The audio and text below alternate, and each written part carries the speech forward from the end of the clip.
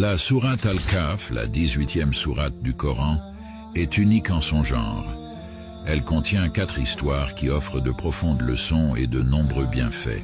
Voici un résumé de chacune de ces histoires, accompagné des références coraniques et des bienfaits rapportés par les hadiths. Les gens de la caverne Ashabul Kahf.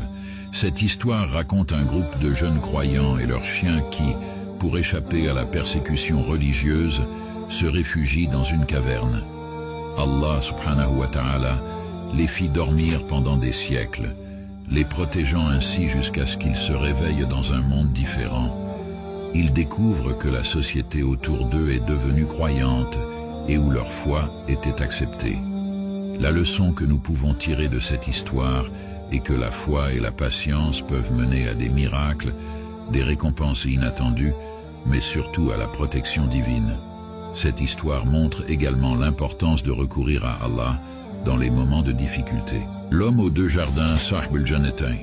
Un homme riche, orgueilleux de ses possessions, dénie la résurrection et se vante de ses richesses, oubliant Allah et méprisant son compagnon plus pauvre mais pieux. Celui-ci, croyant, lui rappelle la fragilité de la vie et l'importance de la foi. En conséquence, Allah subhanahu wa ta'ala détruisit ses vergers, montrant que la richesse matérielle est éphémère. Finalement, les vergers de l'homme riche sont détruits par la volonté divine. La leçon que nous pouvons tirer de cette histoire est que la véritable richesse réside dans la foi et la reconnaissance envers Allah subhanahu wa ta'ala.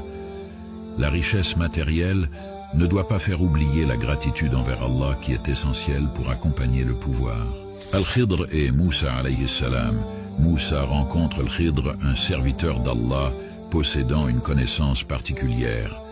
Moussa décide de le suivre et cherche à apprendre de la sagesse divine à travers Al-Khidr, qui effectue des actions apparemment incompréhensibles pour Moussa, mais qui se révèlent être pleines de sagesse divine. L'étape du bateau où Al-Khidr endommage un bateau appartenant à des pauvres gens. Plus tard, Moussa apprend que le bateau allait être confisqué par un roi tyrannique et qu'Al-Khidr l'a endommagé pour le sauver. L'étape de la reconstruction du mur où Khidr répare un mur sur le point de s'effondrer dans un village hostile. Plus tard, il explique que sous ce mur se trouvait un trésor destiné à des orphelins et le mur devait rester intact pour protéger leur héritage jusqu'à ce qu'ils soient adultes. Puis vient l'étape de l'enfant tué où Khidr tue un jeune garçon, ce qui choque Moussa. Al-Khidr explique ensuite que l'enfant allait devenir un tyran pour ses parents pieux et Allah subhanahu wa ta'ala voulait les préserver de ce malheur. La leçon que nous pouvons tirer de l'histoire de Moussa alayhi salam est que la patience et l'humilité sont essentielles face à la sagesse divine qui dépasse la compréhension humaine, car Allah subhanahu wa ta'ala sait mieux et ses plans sont parfaits. Dhul Qarnayn, un roi juste et puissant nommé Dhul Qarnayn, voyage vers l'est et l'ouest, aidant les gens et établissant la justice. Il construit une barrière pour protéger un peuple contre les attaques de Gog et Magog, Yajouj et Majouj. La leçon que nous pouvons tirer de cette histoire est que le pouvoir et la justice doivent être utilisés pour le bien commun, pour protéger les faibles et non pour l'oppression. La justice divine triomphe toujours. Les 5 qualités essentielles à tirer des histoires de la sourate Al-Kahf. En numéro 1, la foi et la patience. Les histoires montrent que la foi sincère et la patience dans les épreuves attirent la protection et les bénédictions d'Allah subhanahu wa ta'ala. En numéro 2, la gratitude.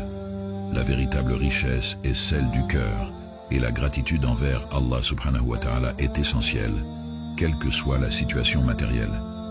En numéro 3, l'humilité. La sagesse divine dépasse notre compréhension, et l'humilité face à cette sagesse est cruciale. En numéro 4, la justice et l'utilisation juste du pouvoir. Le pouvoir doit être utilisé pour le bien commun et la justice, en suivant les préceptes d'Allah subhanahu wa ta'ala. En numéro 5, recourir à Allah dans la détresse. La sourate montre l'importance de recourir à Allah subhanahu wa ta'ala dans les moments de difficulté, comme l'ont fait les jeunes de la caverne. Et parmi ces autres bienfaits, il y a le fait qu'elle est une protection contre le Dajjal, l'Antéchrist. Le prophète sallallahu alayhi wa sallam nous a dit Il n'existera pas entre la création d'Adam alayhi salam et l'avènement de l'heure une tentation plus grande que celle affligée aux gens par le Dajjal. Réciter cette sourate régulièrement est considéré comme une protection contre les épreuves de sa tentation dans notre monde. Car le prophète sallallahu alayhi wa sallam nous a dit que celui qui mémorise les 10 premiers versets de la sourate Al-Kahf sera protégé contre le Dajjal. Une protection spirituelle. Le prophète sallallahu alayhi wa sallam nous a dit que celui qui récite la sourate Al-Kahf le vendredi, une lumière l'illuminera entre les 2 vendredis. Un renforcement de la foi.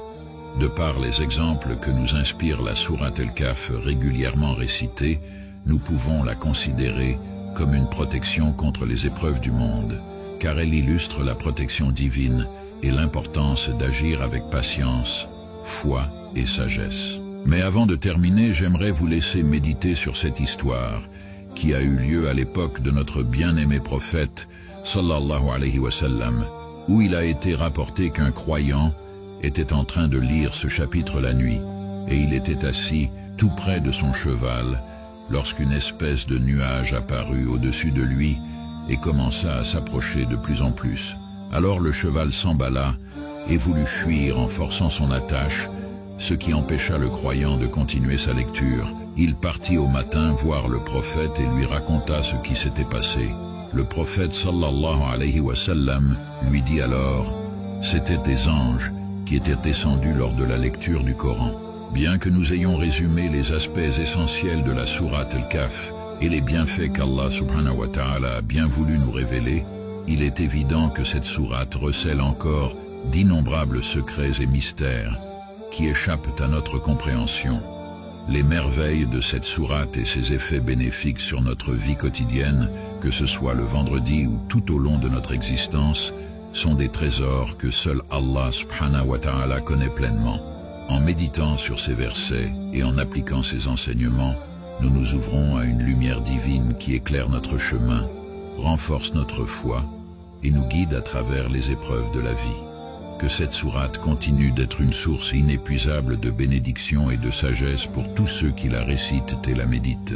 Ô Allah, guide-nous et accorde-nous ta protection par les bienfaits de la sourate Al-Kahf. Renforce notre foi, illumine notre chemin et aide-nous à tirer les leçons de ces histoires afin de mieux t'adorer. Amin.